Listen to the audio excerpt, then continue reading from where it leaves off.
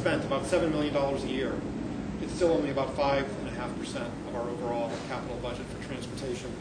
In our region, we still don't spend much on bicycling. This is $153 million cumulatively spent in a 15-year period on active transportation. So that includes both biking and walking. Walking is very expensive. Walking facilities are very expensive. We probably spend more than half of that on walking. $2 billion on transit, $4 billion on roadway improvements. To build out our bikeway plan, build a 1,500-kilometer network would cost us about $600 million. And that's about where that is. To build a totally world-class network for the city of Portland would be about $600 million, about that much. And that, we believe, would achieve a 25% mode split. So in our transportation planning, we've identified that we want bicycling to be a true pillar of our transportation system. We still need stronger policies. We still need more money. We still need to implement better designs. And we still need to strengthen our programs.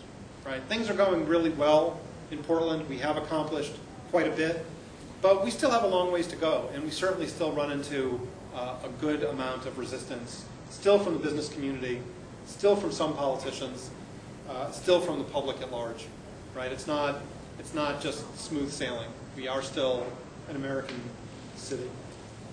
However, we're well on our way, both through our actions as well as our policy, to get to where we want to be. The top paragraph is our policy that we adopted in 1996. And in 2010, our city council adopted this policy by resolution. It has to go through one more step to become official city policy. We have to upgrade our transportation system plan, basically, which we're on target to do in 2013. And we're recognizing that this is a direct trade-off with the automobile. There's only so much space in the roadway. And so if we're going to create conditions that make bicycling more attractive than driving for trips of 3 miles or less, we're going to have to do that at the expense of the automobile. We're going to have to remove travel lanes. We're going to have to remove on-street parking. Cars are going to have to move slower. And that is a policy trade-off that we are willing to make. So we'll see what we can actually build. But at the very least, that is a policy trade-off. That's where we are today with our network, right? That's where we want to get to. So it's about 1,500 kilometers. So we certainly have a lot of challenges. There's really nothing magic about Portland. We are still very much, we came from a starting point of being a very traditional American city, in love with the car, mostly driving. And we've been fortunate to have some political leadership that has allowed us to put this kind of a bikeway system in place.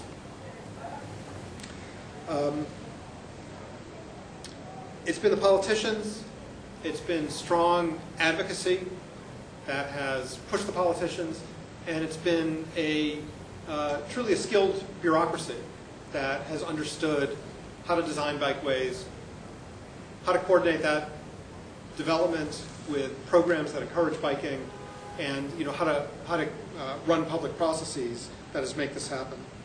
As we built the network, people have responded by biking, and that's really helped us create a virtuous circle that's been playing out over the last 20 years. We see cities around the world leapfrogging what we've done in terms of facility design and implementation. And I think that reflects that there's now a changing environment in the world. Things have changed a lot from when we started 20 years ago.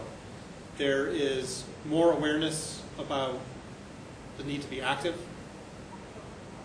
The public health message is getting out there. People recognize that you're not going to get it through exercise. People are not going to get gym memberships.